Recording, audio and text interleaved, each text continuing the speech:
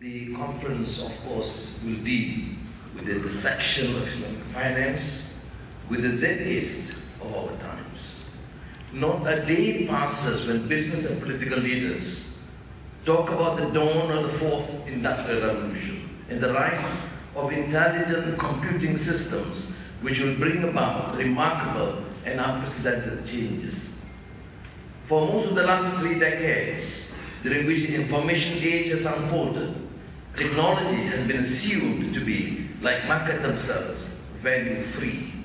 The internet is seen to be a great equalizer, leveling the playing field between corporations and customers, enterprises and startups, citizens and governments. Silicon Valley believes it can find solutions to all the problems in the world if it can just apply the right set of algorithms. Zuckerberg said that with enough users sharing enough of their personal data, he could use every book, film, and song a person has ever consumed to feed predictive models to tell you where to go and have dinner, where to drive in a new city, and even have your preferred meal waiting for you when you get there. The exuberance reflected in such statements reflects an eagerness to embrace what is new without fully appreciating the clear and present dangers embedded in the digital economy as it had been created. The critical analysis offered by Shoshana Zuboff in her recent book on surveillance capitalism gives us reason to assess the risk presented by social media and advertising-driven digital commerce. In the 2016 American election and countless other elections around the world have been compromised through the rise of platforms one considered almost universally good and beneficial. The mainstream media industry, one of the pillars of healthy democracy, has been decimated by the pay-per-click advertising model, which profits off the billions of personal data points collected from digital footprints. Social media is being weaponized, literally in the case of the New Zealand shooter by the white supremacists, to dehumanize people and incite hate. Freedom itself, she argues, is being threatened by the accumulation of power in the form of personal data.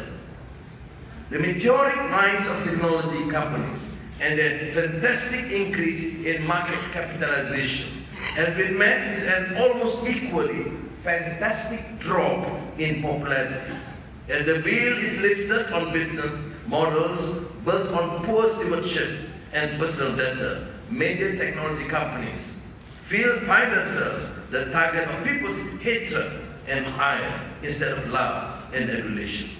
What a difference a year or two makes. We need to look at technology with a critical eye. Lines of code are not value neutral. The algorithms powering an app that scans your personal photos and videos in order to recommend a new pair of shoes are able to do that, but they are not able to identify fake news, hate speech, and protect you from other types of fraud. The reason for this is the underlying business model and profit motive. The Islamic finance industry is venturing into the wild west world of technology. How do we navigate the landscape and avoid the traps that have already been laid before us? First, we must never become complacent in asking ourselves what are the problems that we are trying to solve.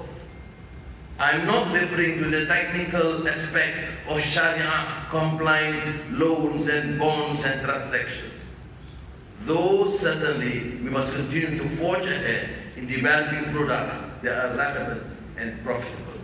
I am concerned about a more fundamental set of problems we face as humanity. In 2009, the combined wealth of the richest 380 people equal the wealth of the bottom 50% of humanity. By 2017, just 42 billionaires commanded as much wealth as the poorest half of the world's people. A British House of Commons report recently predicted that by 2030, the richest 1% would own 2/3 of global wealth. Personal debt is again on the rise, and the net household wealth of most households is fading. Food banks, increasing hunger and child poverty are now openly part of the normal fabric of the richest Western nations. No doubt, this rise in inequality shares some portion of the blame in understanding the rise of populism and extreme nationalism. There is a dotted line linked from this to violence and war. Across the majority of Muslim nations, there are signs of hope and distress. Millions are emerging from poverty to form a vibrant middle class of merchants and entrepreneurs. Millions are still displaced in their own countries or have been scattered around the world as refugees. Muslim communities seek security and stability. Families yearn for good education for their children and health care, which is adequate given the advances in technology and medicine in the modern era. Allow me to share with you some of my own reflections on the recent writings of Najatullah Siddiqui. For someone of his stature and eminence in the field of Islamic economics to publish such a searing self-critique is, in my mind, not something that we can collectively or individually ignore. Siddiqui asks why Islamic economics insisted on placing people as agents in the market rather than focus on family and household. He notes the existence of an extensive classical literature on household finance which might have yielded alternative principles. For example, Siddiqui notes that in a family setting, gift relations precede self-interest, while reciprocity precedes exchange relations. Quote, by projecting the market as the premier economic institution and obliterating the role of the family and the community, conventional economic wrongly projected competition as the engine of progress, relegating cooperation to the margins. The real burden in Siddiqui's critique, however, is not in definitions and terminology. His grounds is more fundamental. While modern scholars find significant differences between the theory and practice of the Islamic past, Muslim scholars paint idealized portraits of history. Indeed, truth suffers in both cases. According to Siddiqui again, we are basically left congratulating ourselves on having reinvented capitalism by using fiqh or Islamic jurisprudence.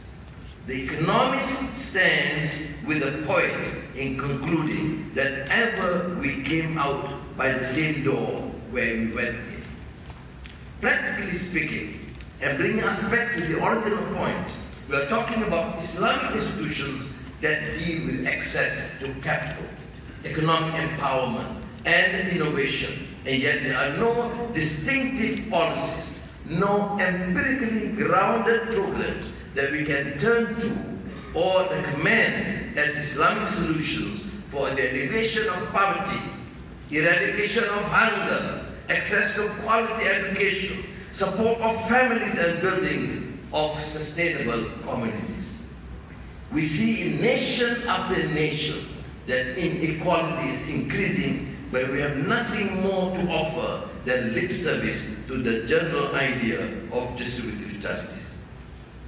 Let us consider some options in front of us for an industry which has grown by leaps and bounds in the past few years: Islamic finance, and established itself as a credible player in the global financial system.